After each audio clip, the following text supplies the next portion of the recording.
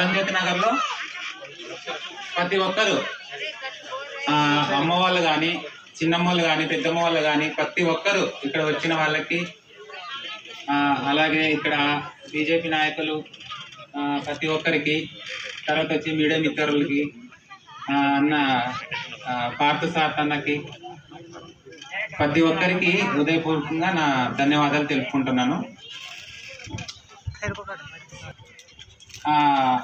నన్ను అనుకోవచ్చు మీరు అవ్వ ఏమి, కానీ మీలో కాదు ఆ మాట, బయట సోషల్ మీడియా నుంచి నన్ను ట్రోల్ చేయడం జరుగుతూ ఉంది.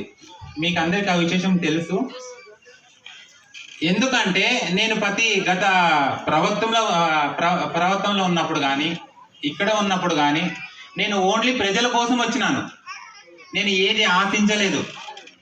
ఒక సాయి ప్రసాద్ రెడ్డి దగ్గర కానీ, మన మీనాక్షి నాయుడు దగ్గర కానీ, వాళ్ళ దగ్గర ఏదైనా కానీ, వాళ్ళ దగ్గర నుంచి నేను ఏది ఆశించుకున్నట్లా నా ప్రజల కోసము, నా వార్డు కోసము నేను ఏదైనా కానీ ముందుండి కలిసి వాళ్ళకి అభివృద్ధి చేయాలని చెప్పేసి నేను కోరుకున్నాను. అందుకోసమే నేను రావడం జరిగింది.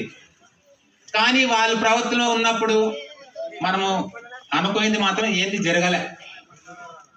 ఎందుకంటే ఏదైనా మనము చెప్పేదానికి వెళ్ళినా, మనము ఇది చేయండి అని చెప్పినా మనకి వాళ్ళు సరైన స్పందించే వాళ్ళు కాదు వాళ్ళు మనకి.